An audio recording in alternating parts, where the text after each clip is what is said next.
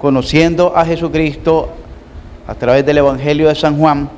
Vamos a entrar al capítulo 3, conociendo a Jesucristo por medio del nuevo nacimiento. Conociendo a Jesucristo por medio del nuevo nacimiento. ¿Entendemos eso? La pregunta que deberíamos de hacernos: ¿conoce usted a Jesucristo? ¿Cómo? ¿Ya nació de nuevo? ¿Está seguro? 2. ¿Conoce usted a Jesucristo? ¿Cómo? ¿Cómo lo conoce? ¿Ya nació de nuevo? ¿Está seguro? ¿Por qué? Porque aquí se les ha enseñado la doctrina del nuevo pacto, las doctrinas bíblicas de la salvación, y se las estamos compartiendo allá a los hermanos de Villa Jerusalén, y le hemos enseñado acerca del nuevo nacimiento. Pero una cosa es que yo le enseñe el nuevo nacimiento, otra cosa es que ellos hayan experimentado en carne propia el nuevo nacimiento. Igual aquí en la iglesia, una cosa es que yo le enseñe a la iglesia a nacer de nuevo, cómo nacer de nuevo, qué nos enseña la Biblia acerca del nuevo nacimiento, y otra cosa es que cada uno haya experimentado verdaderamente ese nuevo nacimiento. Son dos cosas diferentes.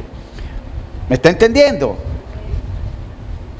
¿Por qué decimos conocemos a Jesús? ¿Cómo?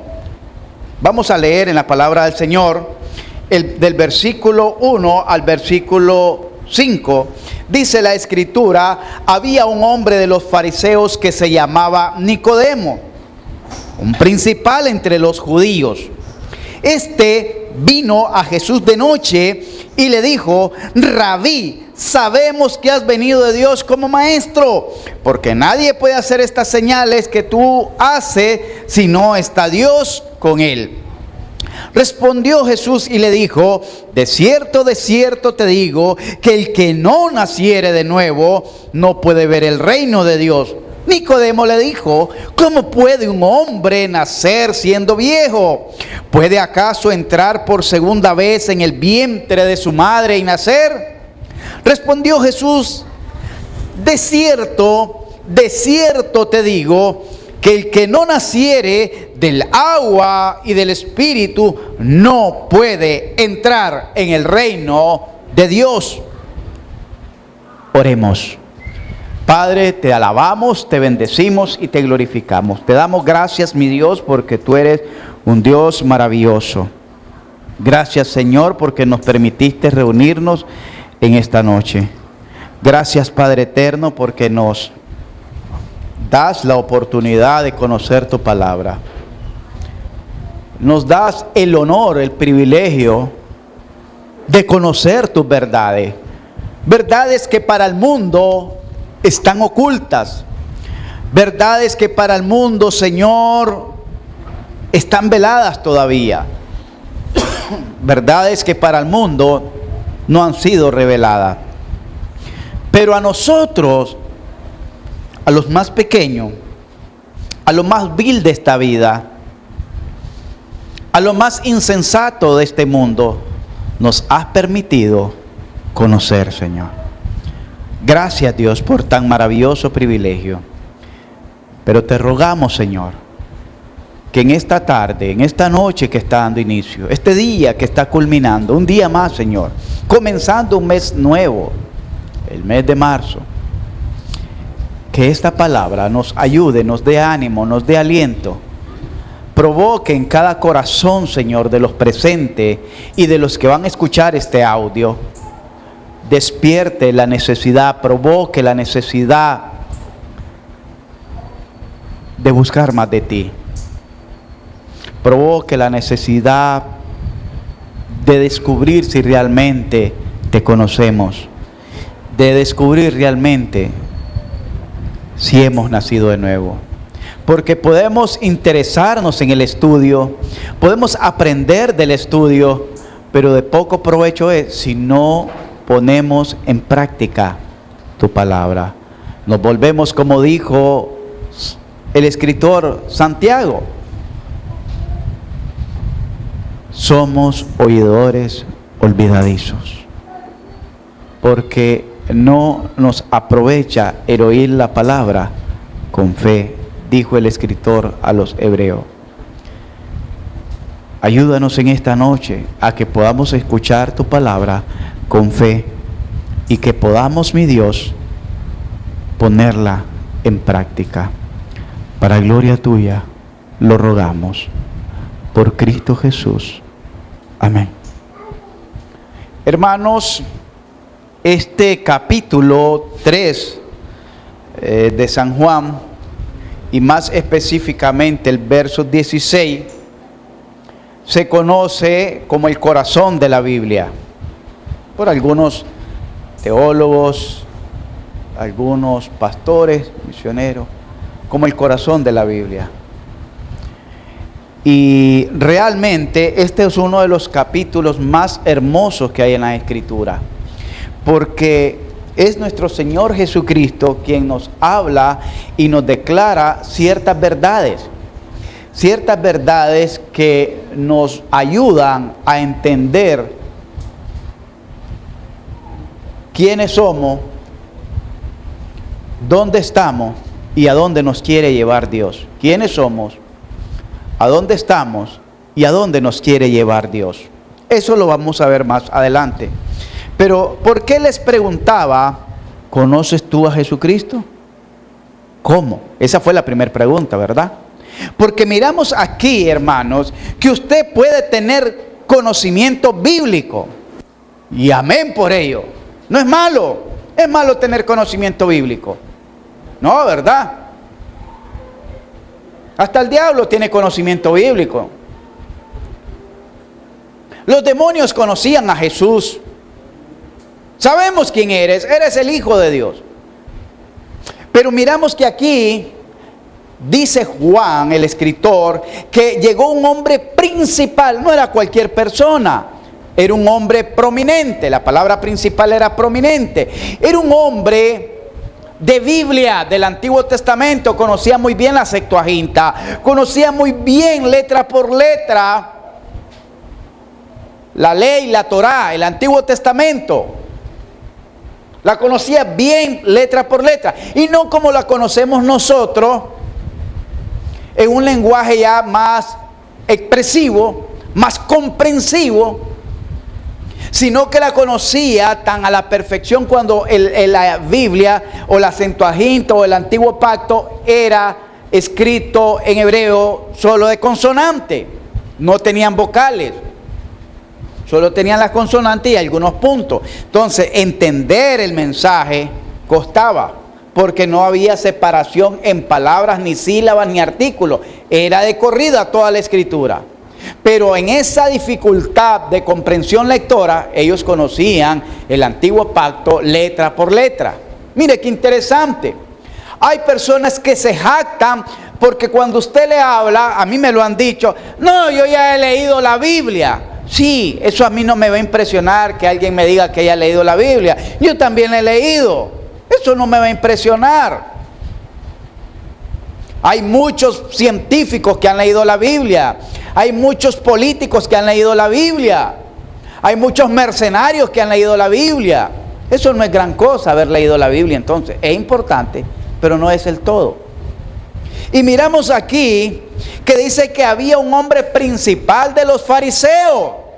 Da una segunda característica. Primero un hombre y ahora dice que era de los fariseos. Los fariseos eran los sacerdotes que predominaban, que administraban la ley y la justicia en el pueblo de Judá, porque estaban bajo el dominio del Imperio Romano. Entonces, lo que es político lo administraba y lo que era tributario lo administraban los romanos. Pero lo que era religioso, en cuanto a la religión, los romanos se apartaban y le daban ese lugar a que el pueblo eligiera a sus líderes religiosos, por los cuales prácticamente ellos también eran gobernados. Por eso es que miramos que Jesús fue entregado por Anás y primero fue llevado donde Anás, después donde Caifás, y después ellos dos lo llevaron donde Pilato. Porque quienes gobernaban a Judá, a los judíos que decimos nosotros, a los israelitas que habían quedado, eran los sacerdotes. Según se cree, este fariseo, que era una secta, porque estaban los fariseos del Sanedrín, estaban los fariseos que creían, los fariseos, el fariseo quería decir apartado, consagrado, esa gente era impecable, esa gente era, como dicen algunos, inmaculado, no se arrimaban a un muerto, no se arrimaban a un pecador, caminaban casi en el aire para no ensuciar sus pies en los suelos mundanos, paganos y contaminados. Así eran los fariseos.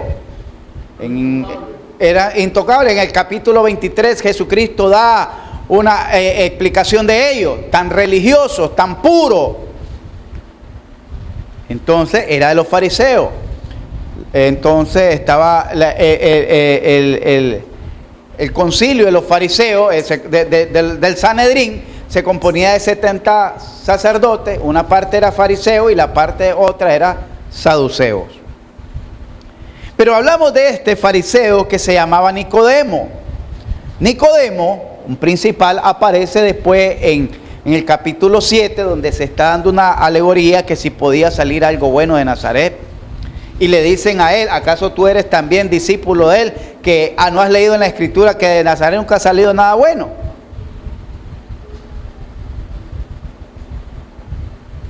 Después miramos a Nicodemo, que cuando van a pedir el cuerpo de Jesús, él llevaba una fragancia para preparar el cuerpo, que decía que pesaba 100 ciclos. El bálsamo para preparar el cuerpo del Señor, después que lo bajaran de la cruz, lo iban a lavar, a ungir y todo eso. Entonces, mi amado hermano, lo más maravilloso es que en este capítulo nos enseña quién era Nicodemo. No era ningún ignorante, no era cualquier persona, era un hombre prominente, un hombre principal, un hombre de renombre, un hombre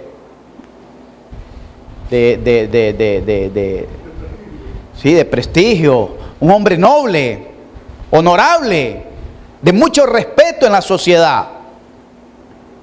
Pero también dice que era fariseo, un sacerdote, administrador de los conocimientos de la palabra de Dios. Quizás nosotros, y aún su servidor, no le llegue ni a los talones a Nicodemo en cuanto al conocimiento bíblico, porque era profundo para llegar a ser un fariseo, no era cualquiera. Pero dice el verso 2, este vino a Jesús de noche y le dijo, ¿cómo le dijo? Rabí, que en la traducción significa maestro. Y le dijo, sabemos, mire bien, que has venido de Dios. ¿Cómo? ¿Cómo ha venido de Dios? Como maestro. Él conoció a Jesús como maestro. ¿Cómo conoces tú a Jesús? Bueno, me han enseñado que es el Hijo de Dios. Bueno, me han enseñado que es el Salvador. Cuando la mayoría les predican a Jesús y le dice, repita esta oración, reciba a Jesús como su Salvador. Todos los queremos recibir como Salvador, porque todos queremos que Jesucristo nos salve de la condenación eterna, nos salve del infierno, nos salve de las tentaciones del diablo, nos salve de la pobreza, nos salve de la enfermedad, nos salve de la muerte, porque hasta nadie se quiere morir. Quieren estar con Jesús, pero no se quieren morir. No entiendo eso, una paradoja. Queremos estar con Jesús, pero no nos queremos morir, pero Jesús está en el cielo y para allá vamos. Pero Nicodemo dijo que Jesús había venido de parte de Dios como maestro. ¿Cómo vino para ti? Como muchos cristianos tienen a Jesús como a Santa Claus. Y de ahí, como lo tenían así, por eso crearon ese mito. O como Papá Noé, como un benefactor, que si le pedimos algo, Él nos premia, y nos portamos bien, Él nos premia y nos da ese algo. ¿Cómo tienes tú a Jesús? ¿Cómo conoces tú a Jesús? como un maestro que solo te enseña la escritura, porque lo conocía como maestro porque miraba que usaba bien la escritura, miraba que tenía una buena elocuencia para hablarle al pueblo. Quizás Nicodemo fue uno de los que estuvo con él cuando Jesús tenía 12 años y debatía con los intérpretes de la ley. Quizás Nicodemo estuvo ahí y por eso dice, sabemos que venís de Dios como maestro. Pero ¿cuántos de los aquí presentes saben que Jesús también vino como rey para reinar en tu vida? Vino como Señor para ser el amo y dueño de tu vida y de todo lo tuyo. ¿Sabía eso o no lo sabía? Entonces, cuando conocemos a Jesús desde esa perspectiva, sabemos que tenemos una obligación para con Él. Tenemos una obligación para con Él. Y la principal obligación que tenemos para con Él es la obediencia, porque Él es nuestro amo y nosotros somos su súbdito, su siervo, su esclavo. Él es nuestro Señor y nosotros su servidor. Él es nuestro Padre y nosotros somos sus hijos. ¿Entendemos eso? Entonces no deberíamos de tener ni la más mínima excusa cuando Dios nos llama a reunión. ¿Por qué? Porque Él es tu dueño y te está llamando aquí a reunirte. No te está diciendo, ¿quieres venir? No dejando de congregarse, es una orden. Ahora sí entiende cómo tiene a Jesús. O lo tiene como su pasatiempo, o lo tiene como su amigo light, porque hay ahora amigos light. ¿Cómo tiene a Jesús? ¿Lo tiene como su Señor, como el dueño de su vida? Y si es dueño de mi vida, es dueño de mis pensamientos, es dueño de mi tiempo, es dueño de mis acciones, Él es dueño de mis posesiones también. Entonces yo puedo decir si realmente así Jesús es mi Señor. Y mire, Nicodemo tenía conocimiento bíblico, pero no tenía el conocimiento de quién era Jesús. Nosotros estamos aprendiendo bastante aquí de la Biblia por años, pero quizás todavía no conozca a Jesús alguno. Todavía algunos no conocen a Jesús. ¿Saben por qué? Hermano, hermana, ¿por qué no vino al culto? Es que me fui a visitar. Hermano, ¿por qué no vino al culto? Es que me llegó visita. Hermano, ¿por qué no llegó al culto? Es que tenía un compromiso. Hermano, ¿por qué no llegó al culto? Es que llegué cansado. Hermano, ¿por qué no llegó al culto? Es porque estaba enfermo. ¿Y cuál es la orden de Jesús? Para los enfermos, para los cansados. Venid a mí. Venid a mí. No hay excusa. ¿Estás cansado? Ven. ¿Estás enfermo? Ven. No te dice que te quedes en tu casa. ¿Tienes problemas? Ven. ¿Estás cargado? Pastor, es que tenía que ir a visitar a un familiar. Dejad que los muertos entierren a sus muertos y tú ven y sígueme. Ese es el Señor. No te está pidiendo permiso, te está dando una orden. Yo sé que están callados porque están con pena. Más que pena, deberíamos de tener temor de cómo estamos manejando nuestra relación con Jesús. Y este hombre vino de noche, ¿sabe por qué? No porque se hacían cultos en la noche como nosotros, sino para que nadie lo viera. Cuando estamos comenzando en el Evangelio o a caminar en fe, así hacemos mucho. Nos vamos calladitos, la Biblia la metemos en un bolso y salimos como que vamos a pasear o como que vamos de shopping, para que nadie diga, ve, y ahora es cristiano. O para que nadie diga, ve, estuvo pegando 4 gritos, diciendo 4 barbaridades en la mañana y ahora va para el culto. Hermanos, este vino de noche cuando nadie lo miraba. Pablo dice, porque no me avergüenzo del Evangelio. Este sí se estaba avergonzando de Jesús. ¿Tú te avergüenzas de Jesús? En tu familia, toda tu familia sabe que eres un cristiano bautista. No, es que yo voy a la iglesia. Es que yo voy a la iglesia porque como mi esposa va a la iglesia, entonces yo voy con ella. ¿Qué está haciendo? Aligerando la carga para no dar a entender que tú eres creyente. Te avergüenzas de decir que eres hija de Dios o hijo de Dios. En tu trabajo saben que eres cristiano. En tus estudios saben que eres cristiano. Porque si no lo saben, te estás avergonzando de Dios. ¿Y saben por qué a veces no decimos soy cristiano? Porque no damos testimonio de ser cristiano.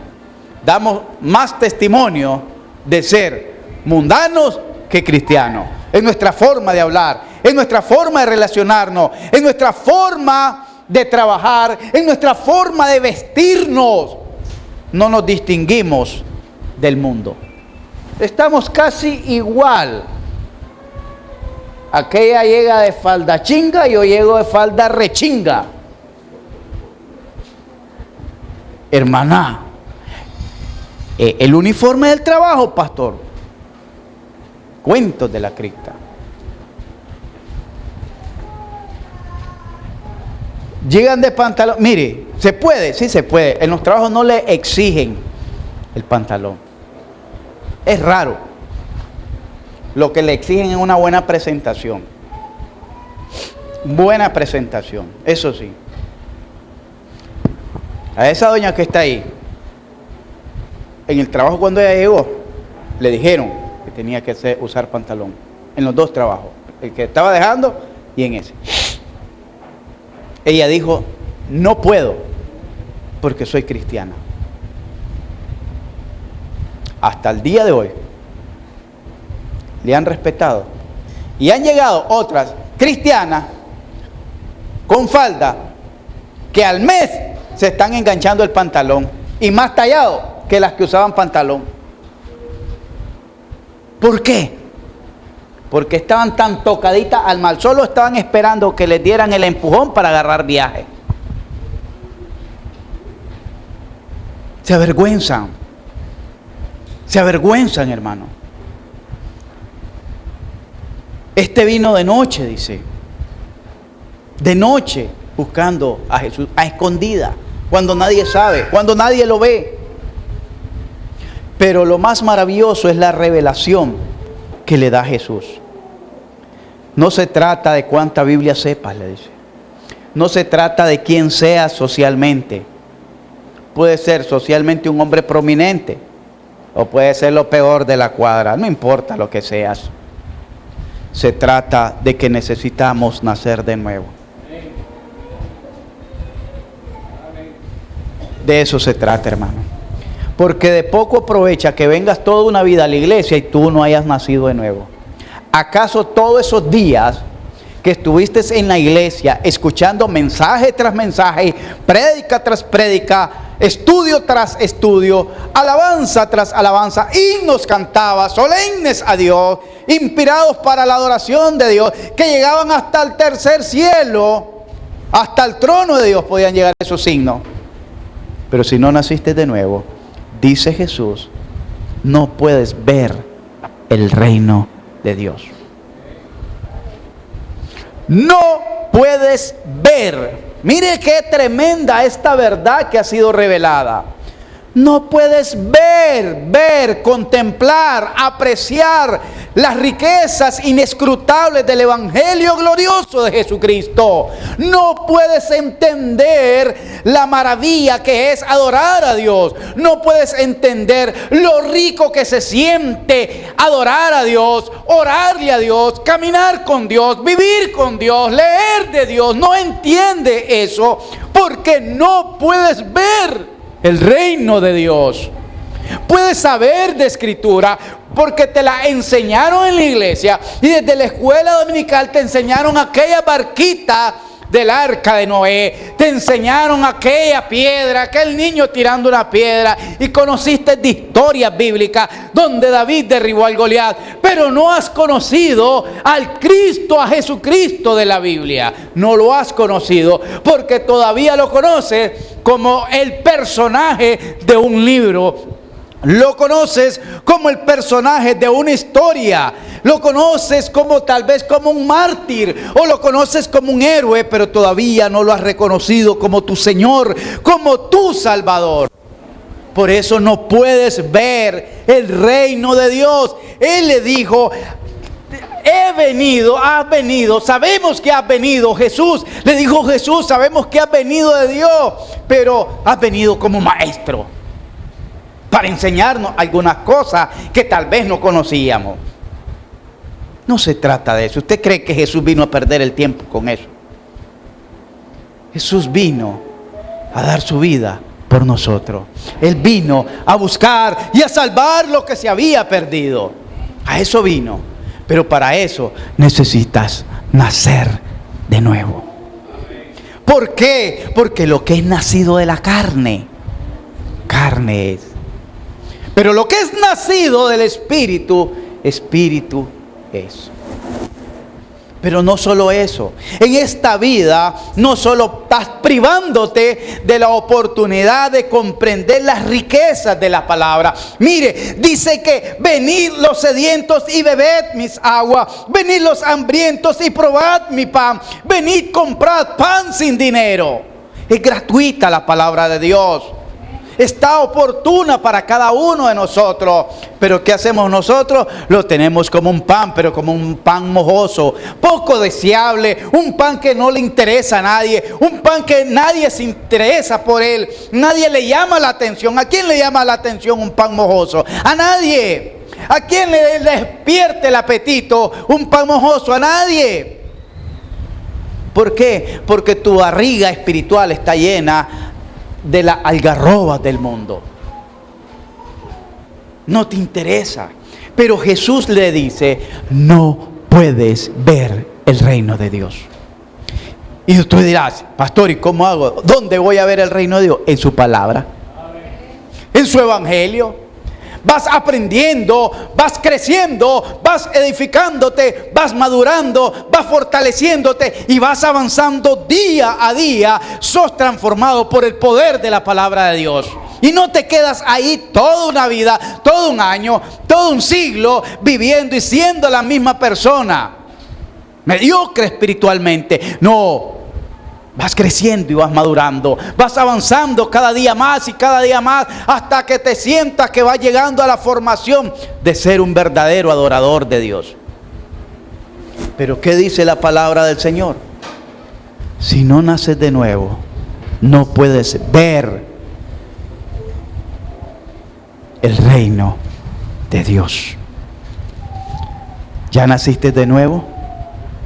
Con esto que te he dicho, tú te deleitas en la palabra de Dios antes que en las otras cosas banales de esta vida. Es tu delicia meditar en la palabra, sentir que estás aprendiendo, sentir que Dios te está hablando a través de ella. Dejas cualquier cosa por dedicarte por lo menos a leer un capítulo al día. No he leído, pero tenía que ir a la venta. No, que se espere la venta. Yo leo porque se me había olvidado. Se me había olvidado. ¿Por dónde fue que quedé? Bueno, no lo marqué, pero yo creo que iba por el capítulo 7. Mejor me regreso otra vez al capítulo 6 para comenzar otra vez el capítulo 7 y así no me pierdo nada de esta maravillosa historia. No me pierdo nada de lo que Dios quiere enseñarme. Pero si no has nacido de nuevo, este libro va a ser como tu libro de matemática. Nadie quiere la matemática, aunque es una de las ciencias que te mueres con ella. Y usted dirá: ¿cómo es esto que me muero con la matemática? Porque te tienen que medir en la caja y tienen que medir el hoyo donde te van a sembrar. Mueres con los números. Mueres con la matemática. Hermanos, ¿ya naciste de nuevo? Pero, ¿cómo, pastor? No entiendo eso. ¿Y no es suficiente con que venga a los cultos? No, no es suficiente. Porque déjame decirte que mucha gente se ha congregado de siglo en siglo. Las religiones siempre han existido. Desde antes de Jesús existían las religiones, existían los diferentes tipos de adoración, existían los diferentes tipos de templos, y al igual que los diferentes tipos de dioses. Porque mire, la gente tiene un mal decir: Dios está en cualquier lugar. Mentira. Es verdad que Dios es omnisciente, pero Dios no está en todo lugar. ¿Está Dios en el infierno? Dios está en el infierno, ¿no? ¿Va? Pero Él es omnipresente y puede estar, pero no está. Entonces Dios no está en cualquier lugar. ¿Me entiende? Dios está metido en una cantina. No, ¿verdad? Pero Él es omnipresente. ¿Qué le quiero decir con esto, hermano? Que no todo el que dice Señor, Señor, ahí está Dios, sino el que hace la voluntad del Padre que está en los cielos. Pero la gente dice, cualquier lugar, Dios está en cualquier lugar. No, déjeme decirle, no.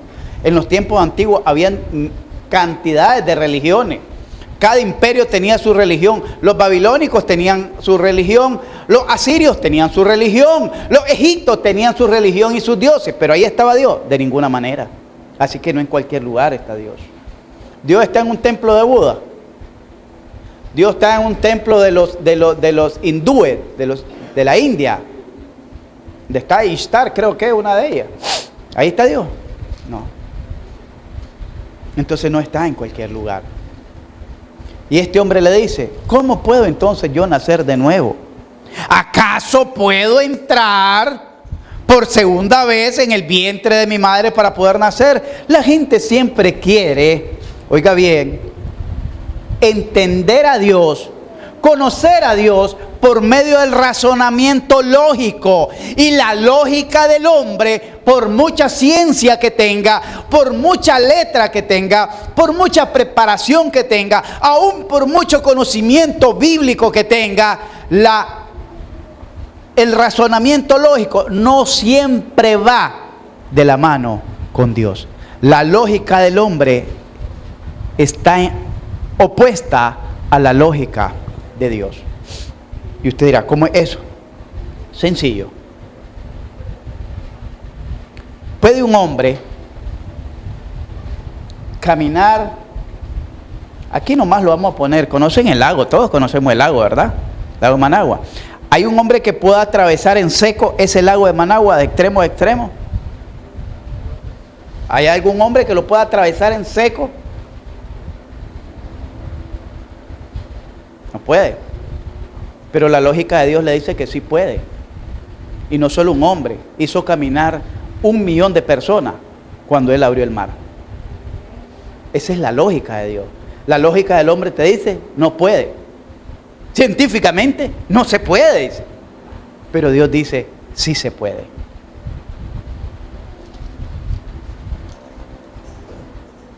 La lógica del hombre, si te trago una ballena, aunque ya vaya llena, ¿será que quedes con vida?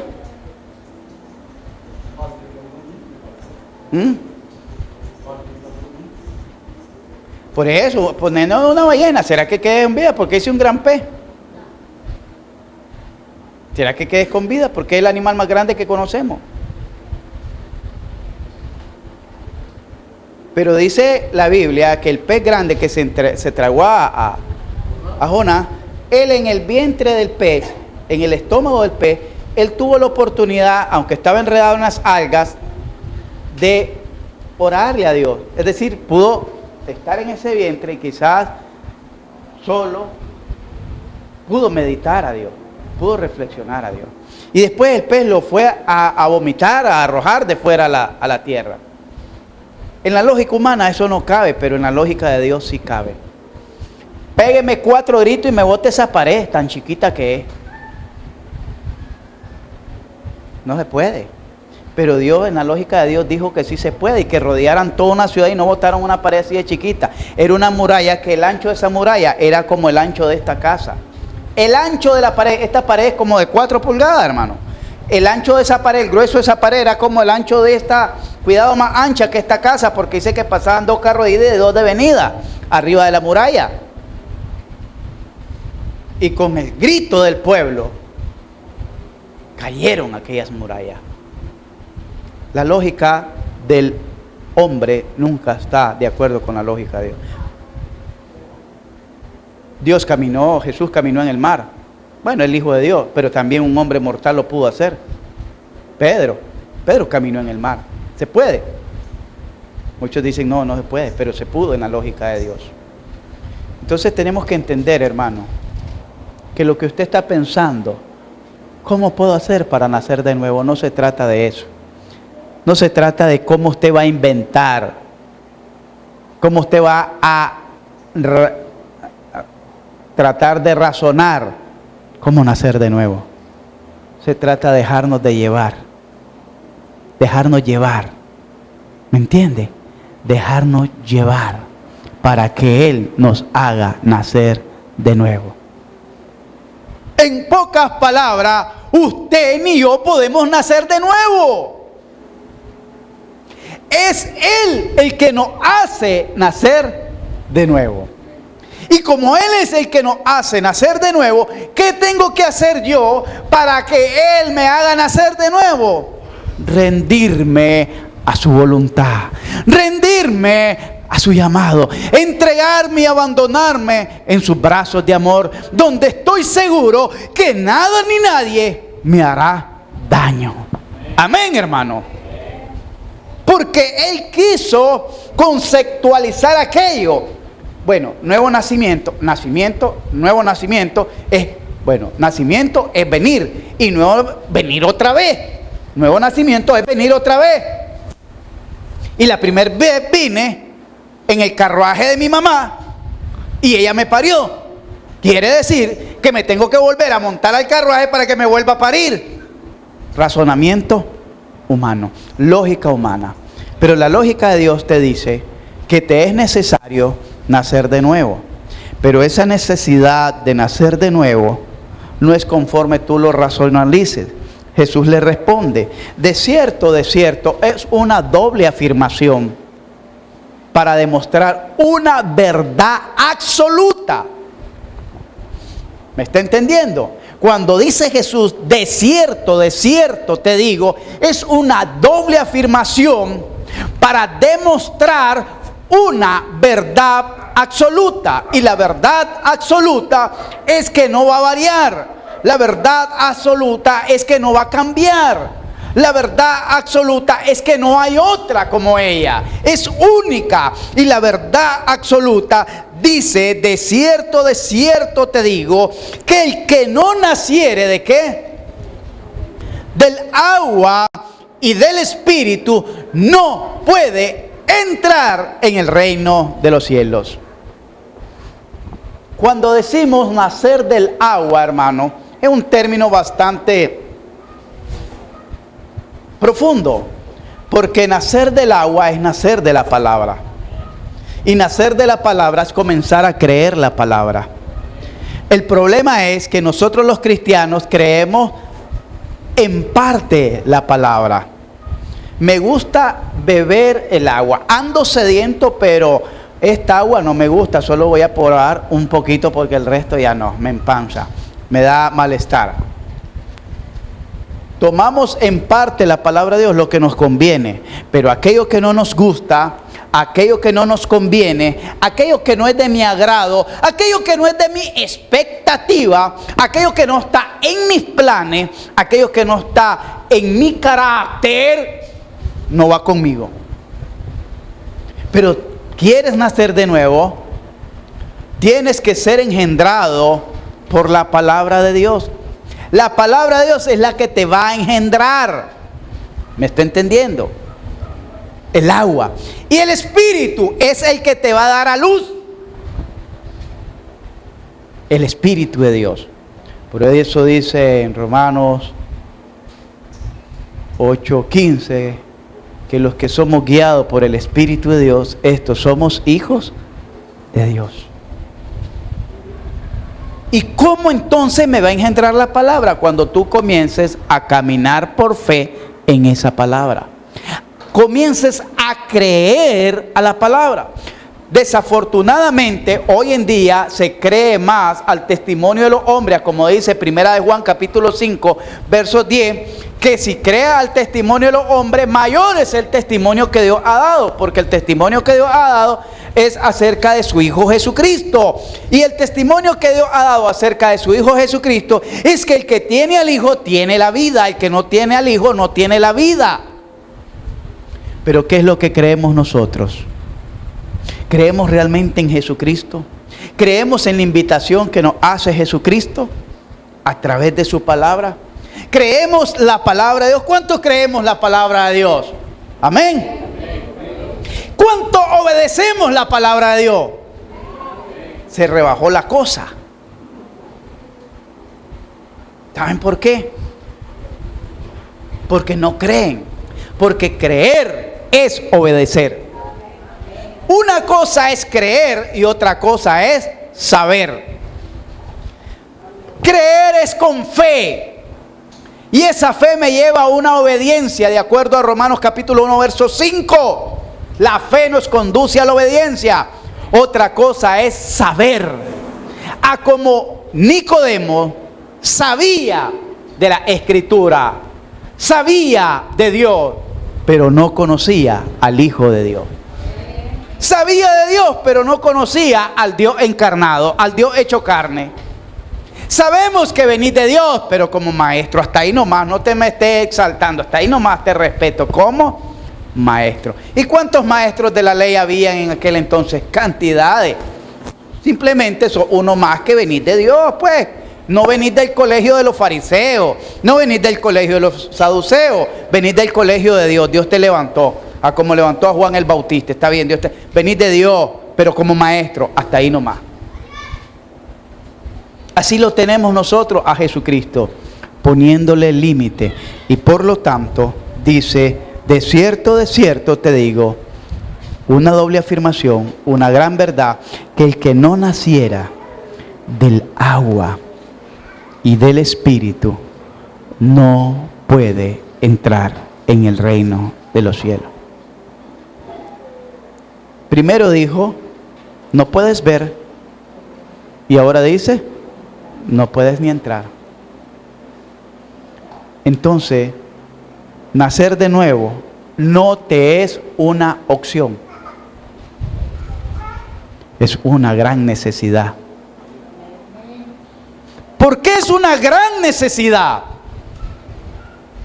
Porque si no te prestas a esa entrega de nacimiento, podrás envejecer en la iglesia, ser una de las, llegar a enviudar y ser de una de las beatas de ahí de la iglesia. Pero si no naces de nuevo, no puedes entrar. Puedes llegar a ser uno de los viejitos, de los ancianos de la iglesia, pero si no naces de nuevo, no puedes entrar en el reino de los cielos. Te quedas aquí. Con toda y tu historia cristiana que tiene, te quedas aquí. Te es necesario nacer de nuevo. Es una necesidad. ¿Entienden el término? Le dice,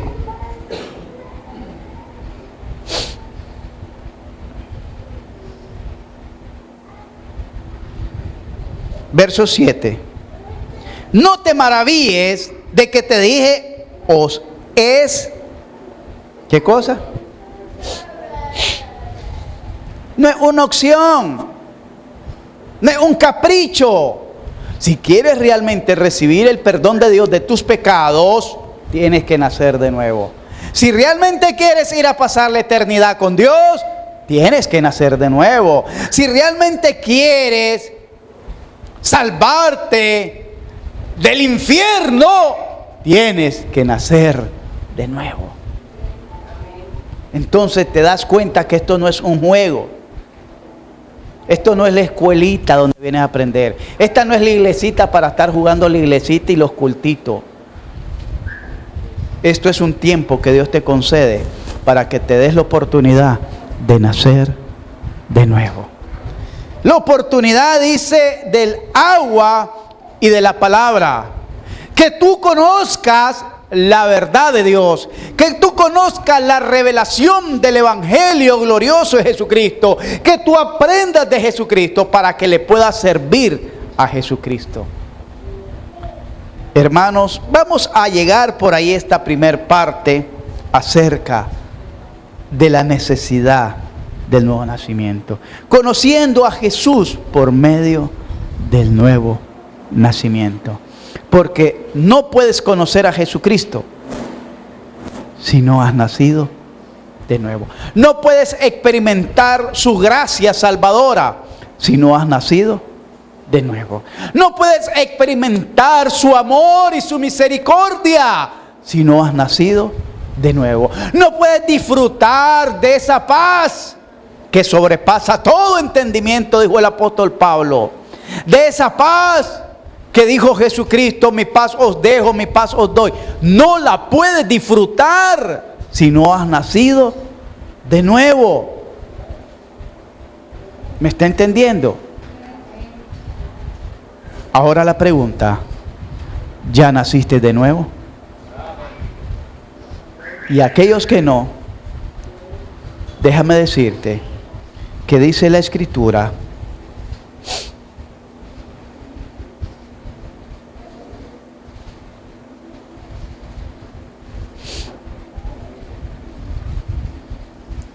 verso